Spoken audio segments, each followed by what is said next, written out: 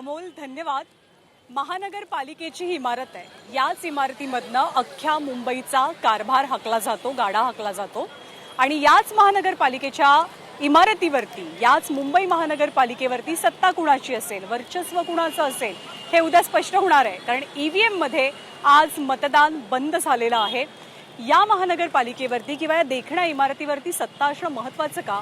कारण ही केवळ देशातलीच नाही, राज्यातली नाही, तर ही आशियातली सर्वात श्रीमंत महानगरपालिका आहे. तब्बल 75,000 कोटींचा अर्थसंकल्प, जो आपल्या देशातल्या अनेक राज्यांच्या तुलनेत सुद्धा बराच मोठा अर्थसंकल्प आहे, तो अर्थसंकल्प आहे मुंबई महानगरपालिकेचा आहे. गेली 25 वर्ष जेव्हा जेव्हा सत्ता यायची, जेव्हा जेव्हा विजय मिळायचा, तेव्हा ही जी समोर गॅलरी दिसते ना पुतळ्याच्या पाठीमागची, त्या गॅलरीमध्ये येऊन ठाकरे बंधू सर्वांना, उद्धव ठाकरे आणि त्यांचा परिवार सर्वांना अभिवादन करायचे. आणि आता उद्या सुद्धा हेच दृश्य दिसणार का, याची कमालीची चर्चा आहे.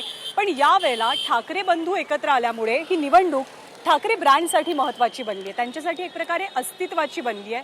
तर दुसरीकडे आपण जर का भाजपचा विचार केला, सत्ताधारी शिवसेनेचा विचार केला, तर त्यांच्यासाठी ही निवडणूक प्रतिष्ठेची बनलेली आहे. बाजी कोण मारणार याची अख्ख्या देशाला उत्सुकता, आणि केवळ मुंबईच नाही, तर आज राज्यभरातल्या इतर 28 महानगरपालिकांसाठी सुद्धा मतदान पार पडलं. मतदानानंतर जे एक्झिट पोल समोर आलेले आहेत, त्या एक्झिट पोलचा अंदाज काय सांगतोय, तर ठाकरे बंधू हे थोडेसे पाठीमागे आपल्याला पाहायला मिळत आहेत. मुंबई महानगरपालिकेची सत्ता एक्झिट पोलनुसार ठाकरेंकडे राहत नाहीये असा अंदाज वर्तवला जातोय.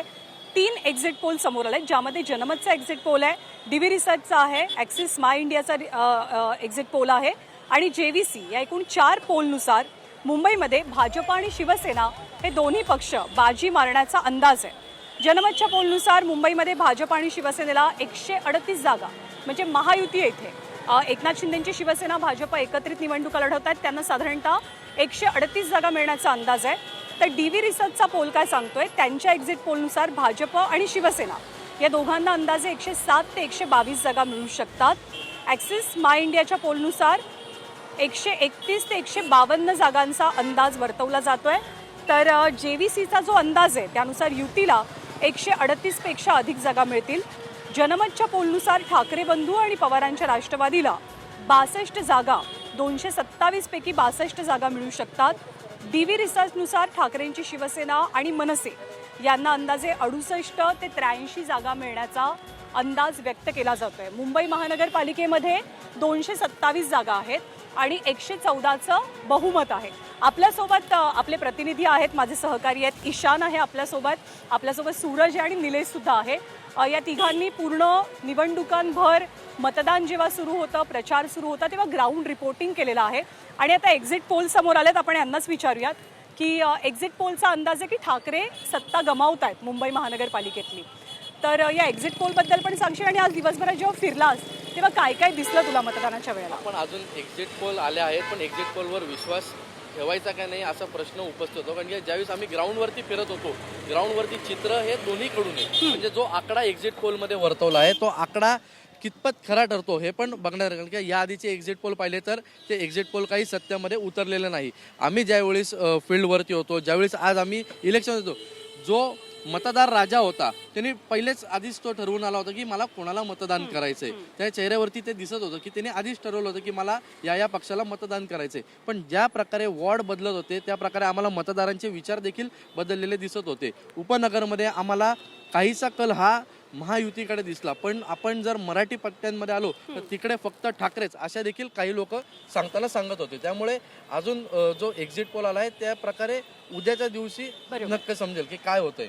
उद्या तर समजणार आहे, पण तू आज त्या सगळ्या टिपिकल जो मराठी मतदारांचा भाग परिसर समजला जातो त्या सगळ्या पट्ट्यामध्ये तू आज होतास. रिपोर्टिंगच्या वेळेला काय दिसलं? एक्झिट पोलही समोर आलेला आहे. नक्कीच प्रामुख्याने दादर असेल, लालबाग, परळ, काळा चौकी किंवा तो सगळा शिवडी परिसर भागामध्ये ठाकरेंचा तो बालेकिल्ला म्हणून ओळखला जातो. मात्र याच ठिकाणी प्रामुख्याने लोकांमध्ये एक आक्रोश हा पाहायला मिळत होता. दुसरीकडे भावनिक वातावरण हे देखील पाहायला मिळत होतं. सोशल मीडियावरचे जे ट्रेंड्स होते हे मोठ्या प्रमाणात त्या ठिकाणी व्हायरल होताना पाहायला मिळत होते, कारण एकमेकांशी चर्चा होती किंवा आपले आणि या सगळ्या गोष्टी त्या नेत्यांसंदर्भाच्या होत्या, त्या पाहायला मिळालेल्या. मात्र दुसरीकडे मतदार यादीतल्या घोळ हे प्रामुख्याने पाहायला मिळाले. एकीकडे दुबार मतदान होती, 2 नावं होती, त्याच्यानंतर मशीन्समध्ये झालेले घोटाळे, त्याच्यामुळे अर्धा तास जवळपास मतदारांना त्या ठिकाणी वाट पाहावी लागली होती. लालबागमध्ये 3 इन्सिडेंट्स असे झालेले आहेत की त्यांची नावं ही 2 साईडला आहेत. एकाचं वॉर्ड क्रमांक 34 म्हणजे मालाडमध्ये त्याचं नाव त्या ठिकाणी होतं. मग त्याने प्रश्न उचलला की मी जावं कुठं. त्यांच्याकडनं हमीपत्र नोंदवण्यात लिहून घेतले आणि त्याच्यानंतर त्याला मतदान करावं लागलं. त्यामुळे हा जो वेळ आहे, हा मतदार तिथे जर सजग असेल तर तो थांबतो आणि मतदान करतो. मात्र इतर वेळी इतकेसे मतदार थांबताना पाहायला मिळत नाहीत. दुसरीकडे मुद्दा होता हाय राईजचा. या परिसरातल्या हाय राईजमध्ये कशा पद्धतीने वातावरण होतं हे महत्त्वाचं. तिथल्या मतदारांना खाली उतरवण्यात यश आलंय का, हा एक महत्त्वाचा मुद्दा होता. त्यामुळे एकूणच जर का तो परिसर बघितलात तर थोडंसं बॅलन्सच म्हणावा लागेल किंवा कुठल्याही एका बाजूने ते सांगता येणं मुश्किल आहे. असं आहे की लोकसभेला आपल्याला मुंबईत एक वेगळं चित्र दिसलं, पण बरोबर 4-6 महिन्यांनी ज्या विधानसभा झाल्या त्याच्यात वेगळं चित्र दिसलं. या निवडणुका स्थानिक स्वराज्य संस्थांच्या निवडणुका आहेत. तर या निवडणुकांमध्ये काय चित्र पाहायला मिळू शकतं, काय चर्चा आहे, काय अंदाज आहे, फील्डवरती तुम्हाला काय? ज्ञानदा सकाळपासून मतदारांमध्ये उत्साह होता, मतदानासाठी येत होते. मात्र ज्या पद्धतीने सूरज सांगत होता की मतदार याद्यांमधले घोळ आणि त्यामुळं होणारा मानसिक त्रास याच्यामुळं अनेक मतदार माघारी जात होते. फॉर एक्झाम्पल घ्यायचं झालं तर याद्यांमध्ये त्यांची नावं होती, पण ऑनलाईन ज्यावेळेस ते चेक करायला जात होते त्यावेळेस त्यांची नावं नव्हती. काही जणांचे ॲड्रेस सोलापूर, सातारा, कोल्हापूर अशा पद्धतीचे ॲड्रेस होते. 40 मतदार माघारी मतदान न करता जाताना हे मुंबईमध्ये चित्र पाहायला मिळालं. खास करून महाराष्ट्र नगर, चेंबूर नाका ह्या 2 सेंटरचे मी खास करून उल्लेख करीन. या ठिकाणी प्रचंड गोंधळ झाला होता.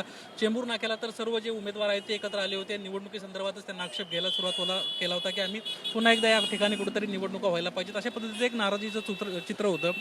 वयोवृद्ध नागरिकांना आज खूप त्रास सहन करावा लागला, कारण ज्यावेळेस टेक्निकली बघायला गेलं त्यावेळेस त्यांची जे नावं आहेत, ज्या ठिकाणी याद्या दिल्या होत्या महानगरपालिकेनं 10,000 रुपये खर्चून उमेदवारांना याद्या घ्यायला लावल्या होत्या, त्या याद्या कुठेतरी अडचणीच्या होत्या, कुठेतरी प्रॉब्लेमॅटिक होत्या आणि त्यामुळं आज खूप नागरिकांना त्रास सहन करावा लागला.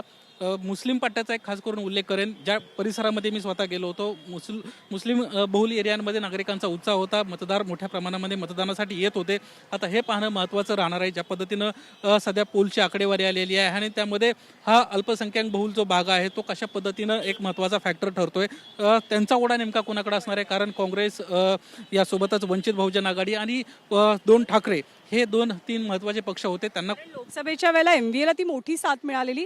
खरं तर ईशान जेनझीचं प्रतिनिधित्व करतो, त्याला तो मुद्दा मला विचारायचा राहिला, पण काही हरकत नाही.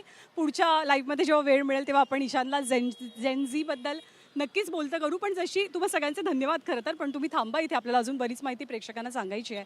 जशी मुंबई महानगरपालिका महत्त्वाची आपल्या राज्यामध्ये, त्या खालोखाल पुणे महानगरपालिका सुद्धा महत्त्वाची मानली जाते. पुण्यामध्ये यावेळेला थेट सामना पाहायला मिळाला तो मुरलीधर मोहोळ आणि अजित पवार या 2 बड्या नेत्यांमध्ये, म्हणजे भाजप विरुद्ध राष्ट्रवादी काँग्रेस या 2 पक्षांमध्ये. जो एक सर्वे समोर आलेला आहे किंवा एक्झिट पोल पुण्याच्या बाबतीत समोर आलेला आहे, त्यानुसार प्राप्तच्या एक्झिट पोलनुसार पुणे महानगरपालिकेवरती भाजपची सत्ता येण्याचा अंदाज व्यक्त होतोय. पुण्यात भाजपचा 91 जागांवरती विजय होईल असा अंदाज व्यक्त होतोय. प्राप्तच्या एक्झिट पोलनुसार राष्ट्रवादीला 43 जागा मिळतील, ठाकरेंच्या शिवसेनेला 7 तर काँग्रेसला 8 जागा मिळण्याची शक्यता व्यक्त होती आहे.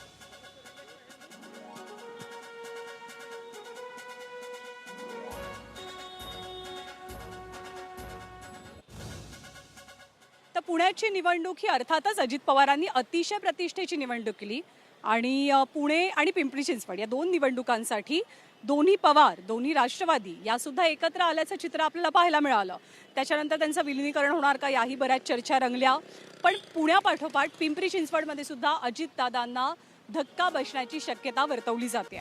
जो सर्वे समोर आलाय त्यानुसार प्राप्तच्याच एक्झिट पोलनुसार पिंपरीमध्ये भाजपला 62 जागा मिळण्याचा अंदाज आहे, तर अजित पवारांच्या राष्ट्रवादीला 51 जागा मिळण्याचा अंदाज सध्या व्यक्त होतोय. त्यामुळे पुणे आणि पिंपरी चिंचवड या 2ही महत्त्वाच्या महानगरपालिकांमध्ये एक्झिट पोलच्या अंदाजानुसार भाजप सत्ता स्थापन करेल असं सध्याचं चित्र दिसतंय.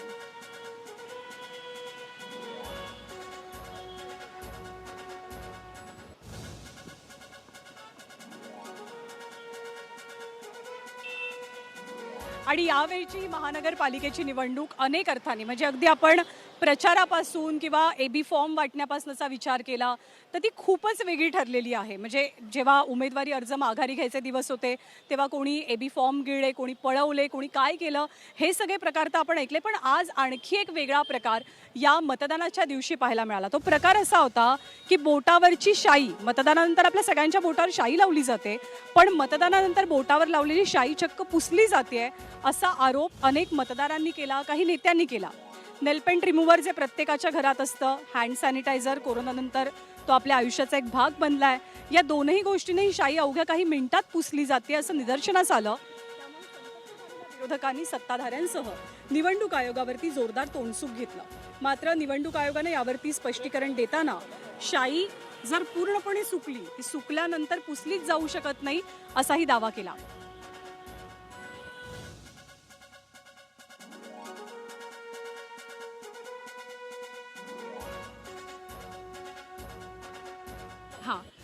एक पुढची बातमी, पुढची प्रतिक्रिया निवडणूक आयोगाची आपण घेऊयात की निवडणूक आयोगानं या शाई पुसण्यावरती नेमकी काय प्रतिक्रिया दिली. त्यानंतर अर्थात आपल्या सगळ्या रिपोर्टरनी सुद्धा मतदान केलेलं आहे, तर आपण त्यांनाही विचारू की मतदान केंद्रावरती या सगळ्या संदर्भातला त्यांचा अनुभव काय होता. पण त्यापूर्वी आपण निवडणूक आयोगाचं स्पष्टीकरण पाहूया.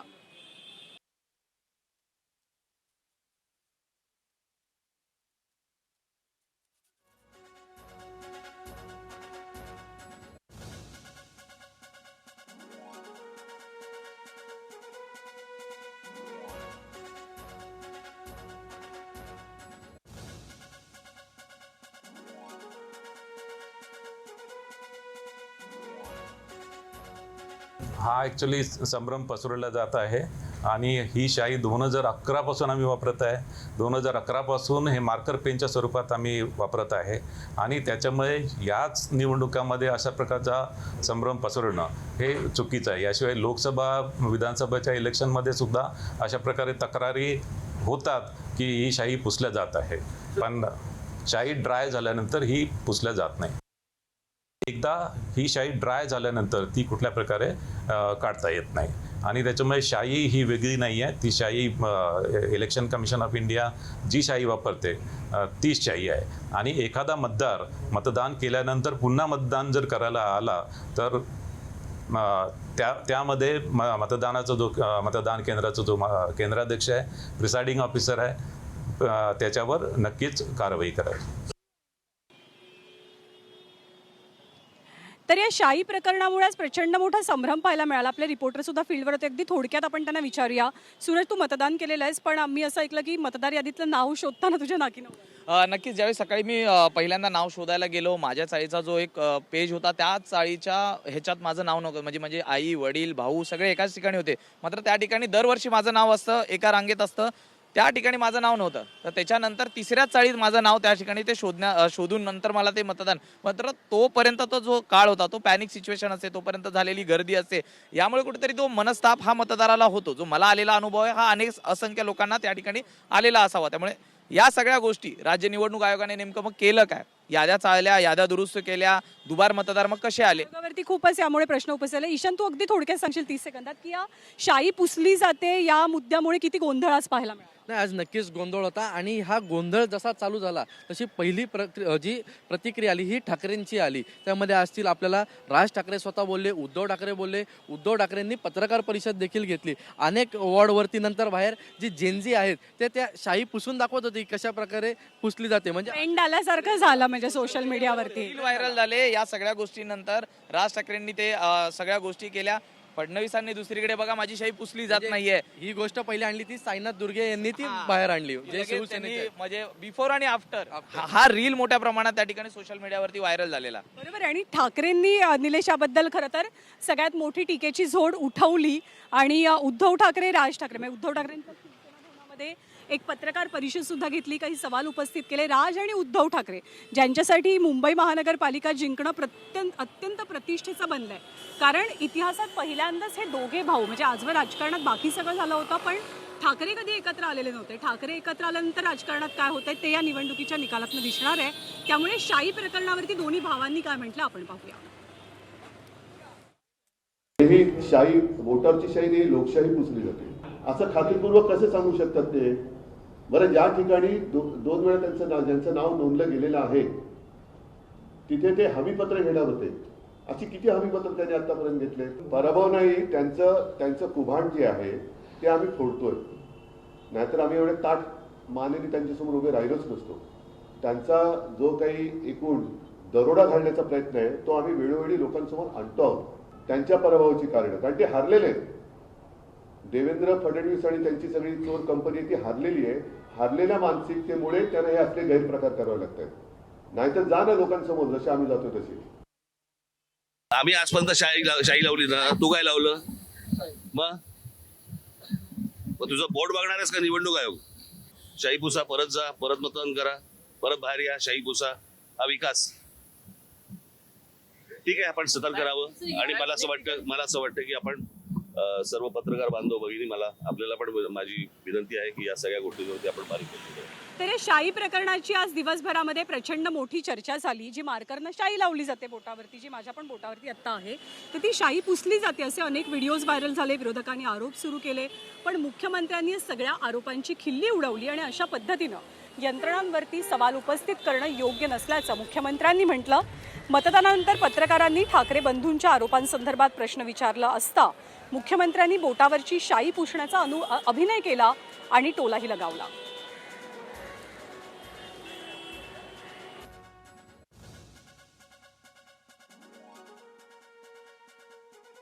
देखिए, अभी मैंने ये मार्कर मेरे को लगाया हुआ है.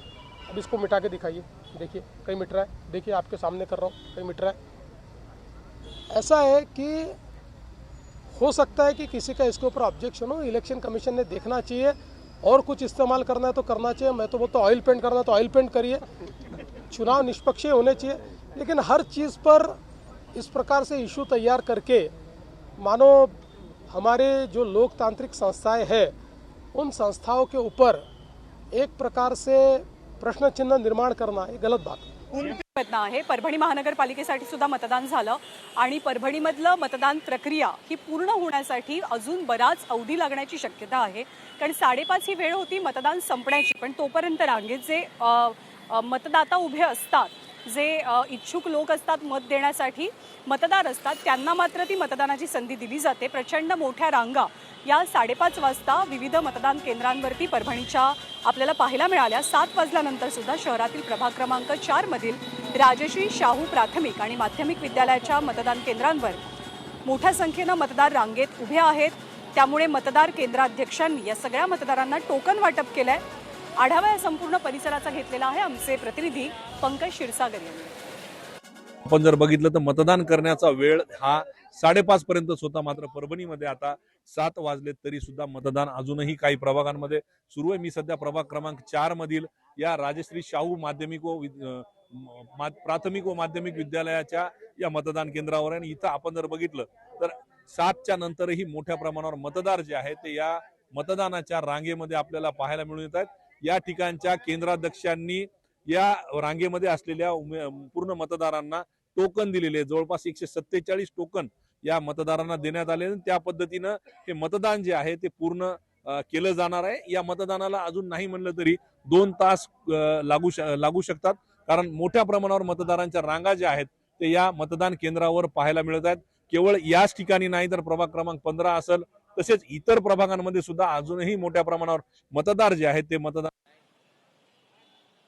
आणि ज्या दिवशी मतदान होतं, म्हणजे आत्ताच दीड वर्षभरापूर्वी आपल्या राज्यात लोकसभेच्या निवडणुका झाल्या, विधानसभेच्या निवडणुका पार पडल्या, आता महानगरपालिकेच्या निवडणुका झाल्या, पण राड्याची आणि गोंधळाची परंपरा याही निवडणुकांमध्ये आपल्याला कायम असल्याचं चित्र पाहायला मिळालं. राज्यातल्या विविध ठिकाणी कुठे उमेदवारांच्या कार्यकर्त्यांमध्ये भांडणं झाली आणि वादावादी झाली असं चित्र दिसलेलं होतं. कुठे दुबार मतदानांचा वाद झाला, कुठे बोगस मतदानाचा आक्षेप घेतला गेला, काही ठिकाणी स्थानिक वाद पेटले. यामुळे प्रतिस्पर्धी पक्षांचे कार्यकर्ते आमने सामने आलेले होते.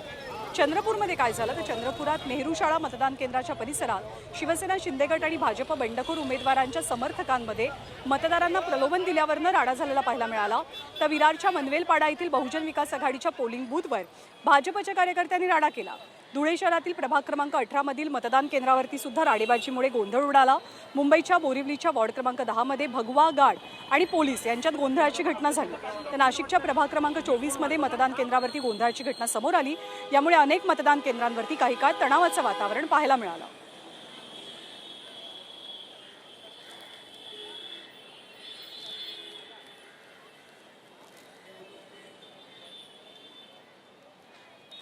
आणि यासोबत बुलेटिनमध्ये आपण एक छोटासा ब्रेक घेतोय, पण आपण महाराष्ट्रभरातल्या प्रेक्षकांना सांगूयात की आपण कुठे आहोत.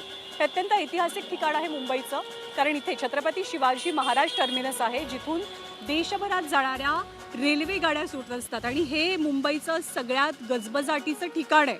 इथे वाहतूक असो, रेल्वे असो, लाखोंच्या संख्येनं रोजच्या रोज मुंबईकर या परिसरामध्ये वावरत असतात. तर बरोबर त्याच्या बाजूला आहे ती म्हणजे महानगरपालिकेची इमारत. याच इमारतीमध्ये सत्ता मिळवण्यासाठी आणि महापौर कुणाचा, महापौर आपला बसवण्यासाठी, आपल्या पक्षाचा बसवण्यासाठी प्रत्येक राजकीय पक्षामध्ये सध्या चुरस पाहायला मिळते आहे.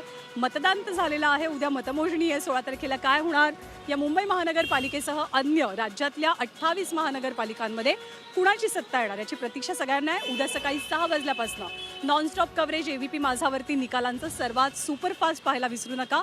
एक छोटासा ब्रेक घेतो. ABP माझा, उघडा डोळे बघा नीट.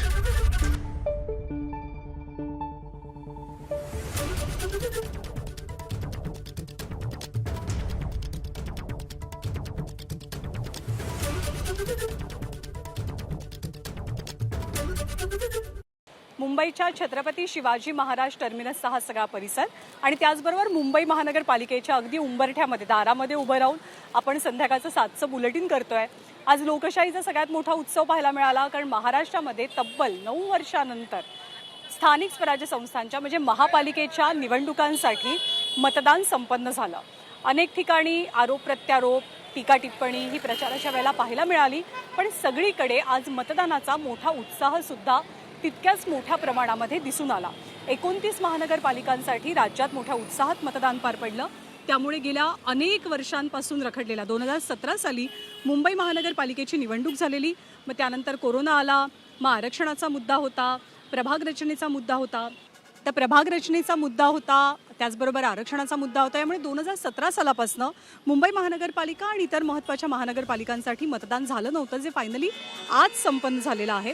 सकाळी 7:30 वाजल्यापासून अनेक मतदान केंद्रांवरती मतदारांनी रांगा लावलेल्या आणि मतदानाचा अधिकार आणि कर्तव्य बजावलं. यामुळे उमेदवारांचं भवितव्य मतदान यंत्रात बंद झालंय आणि बटनांची होणारी बिपबिप थांबलेली आहे. उमेदवारांची धाकधूक मात्र वाढलेली आहे. राजकीय पक्षांसह सर्वसामान्य मतदारांचं लक्ष लागलंय आता उद्याच्या दिवसाकडे, कारण उद्या 29 महानगरपालिकांसाठी मतमोजणी होणार आहे. सकाळी 10 वाजल्यापासून मतमोजणीला सुरुवात होणार आहे. पण राज्यभरामध्ये प्रचंड मोठं उत्साहाचं वातावरण या निवडणुकीच्या निमित्तानं आणि खूप मोठी उत्सुकता या निकालाच्या बाबतीतली पाहायला मिळते. त्यामुळे सकाळी 6 वाजल्यापासून ABP माझावरती आपण सुपरफास्ट, वेगवान आणि अचूक कव्हरेज बघू शकणार आहात. हे कव्हरेज पाहायला विसरू नका. ॲक्च्युली सर्व वार्डचं एकत्रित घ्यायचं किंवा प्रत्येक वार्डचं सेपरेटली घ्यायचं हा निर्णय आम्ही महापालिका आयुक्तांवर सोडलेला आहे. महापालिका आयुक्तांनी राजकीय पक्ष उमेदवार यांच्याशी चर्चा करून आणि तसेच पोलीस आयुक्त यांच्याशी चर्चा करून आणि किती वेळ लागेल याचं एस्टिमेशन केलेलं आहे. आणि कुठल्याही परिस्थितीमध्ये कुठलीही पद्धत जर वापरली तरी संध्याकाळी 4 वाजेपर्यंत निकाल समोर येईल. आणि मतदान जरी आज पार पडलेलं असलं तरी अनेक मतदान केंद्रांवरती काहीसं गोंधळाचं वातावरण सुद्धा पाहायला मिळालं. मुंबईतल्या धारावीतला एक मतदारसंघ की जिथे एका महिलेनं आरोप केला की तिच्या पतीला मतदान करायला दिलंच जात नाहीये, कारण तिच्या पतीच्या नावावरती आधीच कुणीतरी येऊन मतदान केलं गेल्याचा आरोप केला गेला. संबंधित व्यक्तीच्या नावानं आधीच मतदान झालेलं होतं. त्यामुळे निवडणूक अधिकाऱ्यांनी महिलेच्या पतीला मतदान करण्याची परवानगी नाकारली. त्यामुळे आम्ही इथे उपस्थित असताना कुणाच्या नावानं मतदान करण्यात आलं हा प्रश्नसुद्धा या व्यक्तीनं उपस्थित केला. या सगळ्या संदर्भात आमच्या प्रतिनिधींनी आढावा घेतलाय, आपण पाहूया. काही मतदार असे आहेत ज्यांचं मतदान ऑलरेडी त्यांच्या नावाने झालेलं आहे असं कळते आणि त्यामुळे काहीसा गोंधळ झालेला आपल्याला पाहायला मिळतो. काय झालं नेमकं? काय झालं, आमच्या नवऱ्याचा वोट आहे ना दुसरा आदमी देऊन गेला असं म्हणतात ते आम्हाला. जो खरा माणूस है तो इतने आए हुए तो कहता है कि बैलेट पेपर पे साइन करके जाओ, तुमने वोट दिया, और जो अंदर में दिया वो अलग दे के चला गया. मतलब एक आदमी पे 2 आदमी, मतलब एक नाम पे 2 आदमी वोट देगा. ऐसा है क्या? कोणी दिलं बोलतायत ते मत, कोणी दिलं? माहित नाही, ते सांगता पण नाही ना आम्हाला. तुम्ही सांगा, विचारा ना त्यांना. बॅलेट वर दिलं असं तुम्ही म्हणताय? हो बॅलेट वरती दिलं, कारण की ऑलरेडी कोणीतरी सही करून गेलं तिकडे. सही करून ऑलरेडी केलं होतं. मग तिथे अधिकारी काय म्हणाले? ते काय ते त्यांना विचारा प्लीज. सर 1 मिनिट घ्या ना, फक्त सांगा मला. त्यांचं म्हणणं असं आहे, कोण आहे इथे निवडणूक निर्णय अधिकारी, कोणी आहे?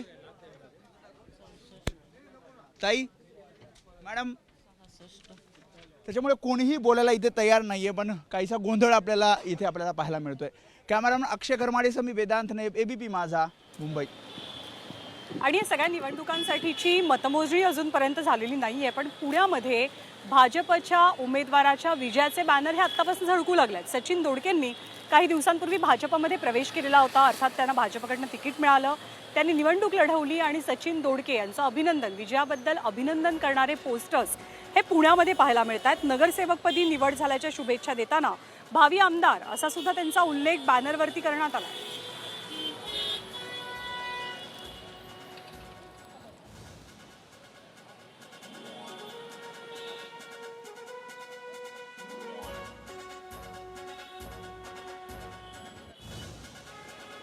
तर पुण्यापाठोपाठ अहिल्यानगरमध्ये सुद्धा महायुतीच्या विजयाचा जल्लोष पाहायला मिळाला.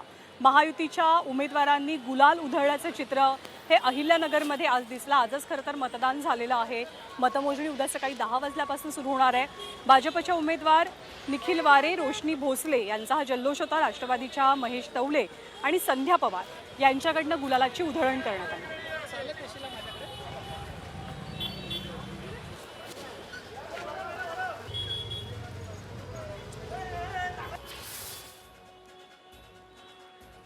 आणि जसे पुण्यामध्ये सचिन दोडके यांची नगरसेवकपदी नियुक्ती झाल्याबद्दल मतमोजणीच्या आधीच विजयाचे बॅनर लागले, तसं अहिल्यानगरमध्ये प्रभाग क्रमांक 13 आहे आणि इथे राष्ट्रवादी काँग्रेसच्या उमेदवाराचा विजय झालेला आहे आणि त्याचं अभिनंदन करणारे बॅनर सुद्धा झळकल्याचं चित्र पाहायला मिळत आहे. मतमोजणी उद्या सकाळी 10 वाजल्यापासून सुरू होणार आहे, पण आज मतदान झाल्याच अनेक उमेदवारांच्या उत्साही कार्यकर्त्यांनी जल्लोषाला सुरुवात केलेली आहे. अविनाश घुले यांच्या विजयाचे बॅनर्स पाहायला मिळतात. विजयाच्या बॅनरवरती घुले यांना महापौर होण्यासाठी शुभेच्छा सुद्धा दिल्या गेल्या.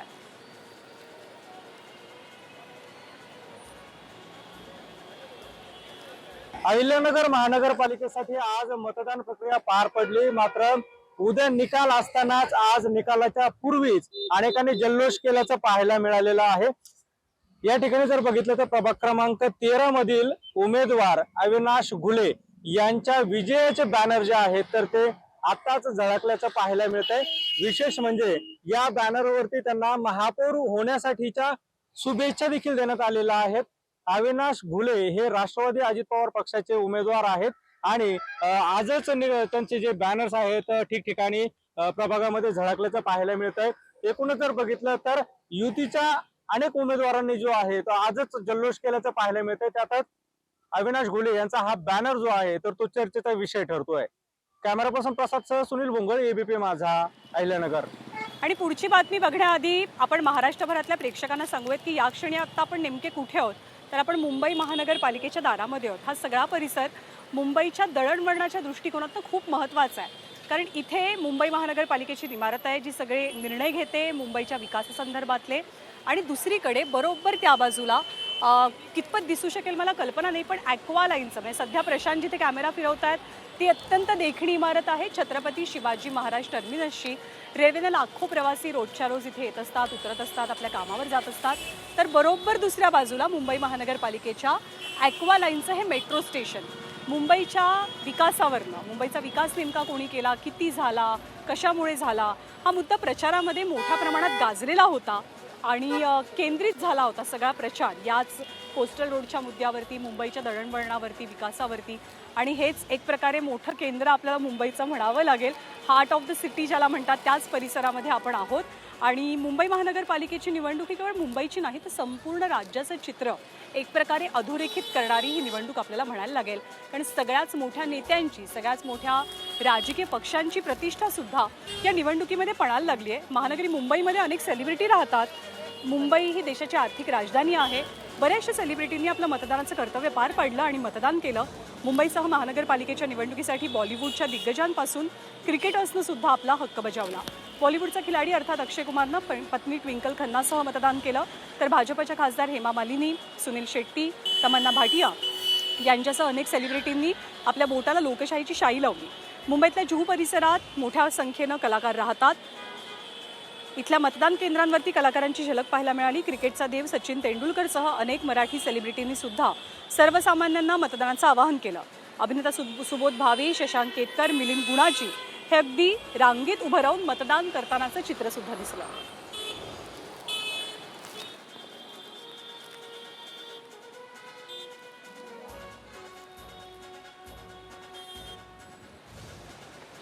आणि सर्वसामान्य नागरिकांप्रमाणे सेलिब्रिटींपाठोपाठ राजकीय नेत्यांनी सुद्धा आज आपला मतदानाचा अधिकार बजावला. राज्याचे मुख्यमंत्री देवेंद्र फडणवीस यांचं मतदान नागपूरमध्ये आहे. त्यांच्या मातोश्री, त्यांच्या पत्नी आणि ते स्वतः या तिघांनी सुद्धा आज मतदानाचं कर्तव्य बजावलं. आता सेलिब्रिटी, राजकारणी यांच्या मतदानाचं इतकं जास्त महत्त्व का? त्यांचे फॉलोअर्स खूप मोठ्या संख्येनं असतात, त्यांचं अनुकरण खूप जण करतात आणि त्यामुळे त्यांचं मतदान हे अनेक अर्थांनी महत्त्वाचं सुद्धा ठरतं. मुख्यमंत्र्यांप्रमाणेच उपमुख्यमंत्री एकनाथ शिंदे, अजित पवार यांनी सुद्धा आपलं मत नोंदवलं आणि लोकशाहीसाठी कर्तव्य बजावलं. दोन्ही ठाकरे बंधूंनी आपल्या कुटुंबासह मतदान केलं. नितीन गडकरी, प्रणिती शिंदे, नवनीत राणा, राधाकृष्ण विखे पाटील यांच्यासह महाविकास आघाडी आणि महायुतीतल्या अनेक नेत्यांनी आपल्या बोटाला शाई लावत सर्वसामान्य मतदारांना सुद्धा घराबाहेर पडा आणि मतदान करा असं आवाहन केलं.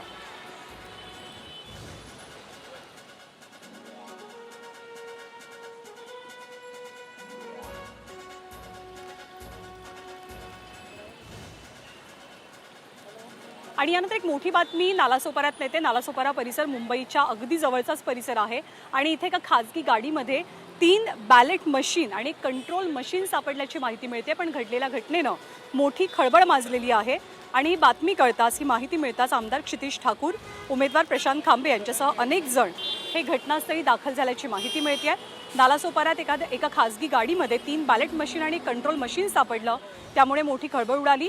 याची माहिती मिळताच आमदार क्षितिश ठाकूर, इथल्या परिसराचे उमेदवार प्रशांत खांबे यांच्यासह अनेक उमेदवार आणि नागरिक सुद्धा, कार्यकर्ते सुद्धा घटनास्थळी दाखल झाल्याची माहिती आहे.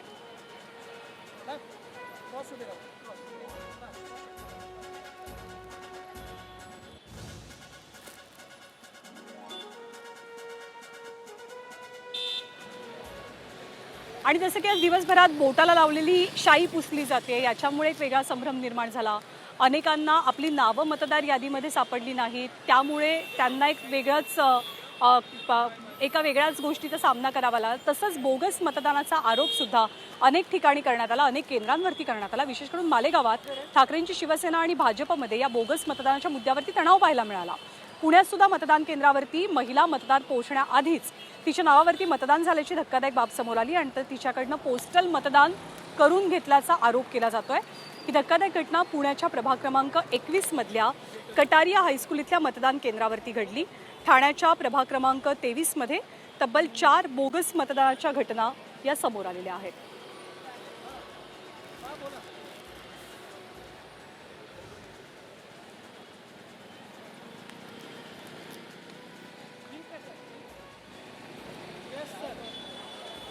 आणि या बातमीसोबत बुलेटिनमध्ये आपण आणखी एक छोटासा ब्रेक घेणार आहोत. पण सगळ्या प्रेक्षकांना आठवण की उद्या सकाळी 6 वाजल्यापासून महानगरपालिकांच्या निकालाचं सुपरफास्ट आणि अचूक कव्हरेज. अचूक हा शब्द इथे खूप महत्त्वाचा आहे.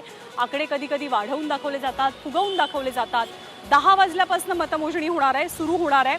काही ठिकाणी आधीच बिनविरोध उमेदवार निवडून आलेले आहेत, ती बाब वेगळी. पण एबीपी माझावरती निकालाचे अचूक आकडे, परफेक्ट आकडे तुम्हाला पाहायला मिळणार आहे. सगळं कव्हरेज आम्ही सकाळी 6 वाजल्यापासून सुरू करतोय. ब्रेकलेस आणि ब्रेथलेस असं हे कव्हरेज असेल. त्यामुळे अचूक विश्लेषणासाठी, अचूक निकालासाठी उद्या सकाळी 6 वाजल्यापासून एबीपी माझा पाहायला विसरू नका. एक छोटासा ब्रेक आपण घेऊया.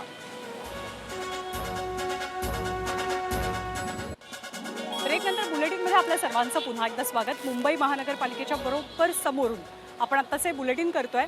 बातमी छत्रपती संभाजीनगरमधनं आहे. छत्रपती संभाजीनगरमध्ये ठाकरेंचे 2 महत्त्वाचे शिलेदार चंद्रकांत खैरे आणि दानवे यांच्यामध्ये पुन्हा एकदा संघर्ष पेटल्याचं किंवा त्यांच्या दोघांमधला संघर्ष हा आणखी टोकाला गेल्याचं, चिघळल्याचं चित्र पाहायला मिळत आहे.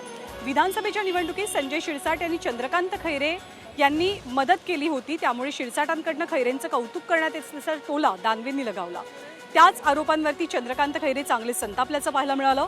एकनिष्ठा आहे त्यामुळेच आपण इथपर्यंत टिकलोय असा टोला खैरेंनी अंबादास दानवेंना लगावला.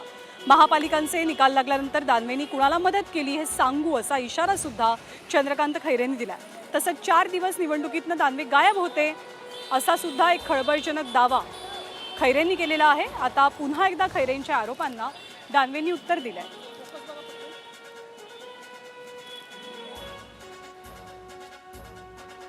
दानवे म्हणाले की तुम्हाला विधानसभेत मदत केली म्हणून त्यांना देणार का? म्हणजे माझ्याबद्दल बोलला हा, तुम्ही त्यांना मदत केली? नाही, मी मदत नाही केली. मी माझा प्रामाणिकपणे आहे. ते दानवेला काही अक्कल नाही त्याला. असं जर म्हणत असेल तर मी त्याला सरळ करून टाकेन. माझ्यावर आरोप असा करतो ठीक नाही आहे, कारण दानवेला कळत नाही मी एकनिष्ठ माणूस आहे म्हणून तर मी इथपर्यंत टिकलेलो आहे. तुम्ही एकनिष्ठ नाही, तुम्ही आतून कोणाला काय केलं मला माहिती आहे. आता होऊ दे 16-17 जाऊ दे, मग मी प्रेस घेतो चांगली मोठी त्याच्या विरोधात. 4 दिवसापासून गायब झाला तो. आणि तुमच्या विरोधात ते पत्रकार परिषद पण घेणार आहेत. मला काही माहिती नाही आहे. मी निवडणुकीत गुंतलेलो आहे, त्यामुळे कोण काय बोललं याच्यावर माझं तरी लक्ष नाही. दादा तुम्ही मला काहीच माहिती नाही. बोलू त्यांच्याशी, नेते ते आमचे, बोलूया त्यांच्याशी, काय प्रॉब्लेम. आणि मुंबई महानगरपालिकेचं मतदान संपल्या शिवसेनेचे ठाकरेंच्या शिवसेनेचे खासदार संजय राऊतांनी एक मोठा आणि अतिशय खळबळजनक आरोप केलेला आहे. राज्याचे मुख्यमंत्री देवेंद्र फडणवीस आणि मुंबई महानगरपालिकेचे आयुक्त भूषण गगराणी यांच्यामध्ये एक बैठक झाल्याचा दावा संजय राऊतांकडनं केला जातोय. देवेंद्र फडणवीस यांचा मुंबईतील खास खजिनदार, लाडका बिल्डर आणि गगराणी यांच्या बैठकीत नेमकं काय शिजलं असा सवालही संजय राऊतांनी उपस्थित केला. भूषण गगराणी यांची आणि कमळाबाईची प्रदीर्घ चर्चा आणि बैठक संपल्याचं संजय राऊतांनी म्हटलेलं आहे आणि काही आरोप केलेले आहेत आयुक्तांवरती आणि राज्याच्या मुख्यमंत्र्यांवरती.